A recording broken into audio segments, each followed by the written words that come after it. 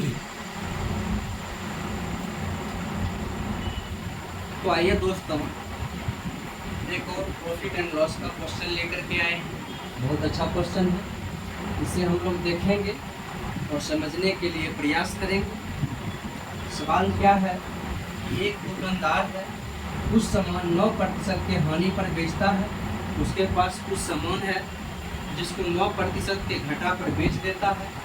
यदि उसे 752 रुपये अधिक पर बेचा होता तो उसे 7% का लाभ होता। कह रहा है जिस सामान को उन्होंने 9% के हानि पर बेचता, यदि वही सामान को 752 रुपये अधिक में बेचा होता तो 7% का प्रॉफिट हो जाता। तो वास्तव में वस्तु खरीदा कितना में क्या होगा? आइए सवाल को बनाते हैं। इस टाइप क्वेश्चन में सवाल CP हम 100 मान लेते हैं, 100 यूनिट मान लेते हैं। इस CP पर उसे 100 CP है जिसको 9% हानि पर बेचा जाता है। तो चीज़ों को 100 की चीज़ 9 की हानि पर बेचा जाता, यानी 91 पर बेचा जाता। जो चीज़ 100 में खरीदा गया था 9% की घटा दे रहा है, उसे बेच रहा है 91 यूनिट में या 91 रुपया का। कोई दिक्कत नहीं। लेकिन यदि उसे 752 रुपया अधिक पर बेचा होता, तो सवाल 100 में खरीद करके 9% घटा के 91 में बेच रहा है, लेकिन कह रहा है यदि उसे 752 रुपया अधिक पर बेचा होता तो 7% का लाभ होता।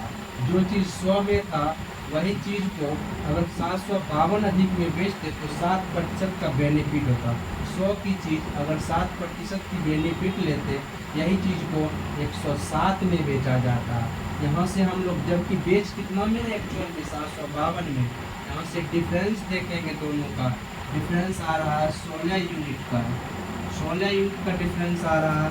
जबकि सवाल के हिसाब से जो चीज़ 91 में बेच रहे थे वो चीज़ 107 में बेच रहे हैं, यानी 16 रुपया या 16 यूनिट कहिए एक्स्ट्रा में बेच रहे हैं। जबकि सवाल के हिसाब से 752 में बेच रहे हैं। तो यहाँ से भाग दे करके काट लेंगे, 1 यूनिट का मान आ जाएगा 16 चौक 64, 4 16 72 से, यानी 112, यानी 1 यूनिट का मान 47 आ जाता है। तो मुझे कब कह रहा है, कह रहा उसका CP कितना हो, CP कितना माने थे 100, इसलिए CP 100 और 1 यूनिट का मान 47, तो 100 यूनिट का मान 4700, यानी वस्तु को 4700 रुपया में क्या किया गया होगा, खरीदा गया होगा। ये भी सवाल आपको समझ में आया होगा दोस्तों। जय हिंद।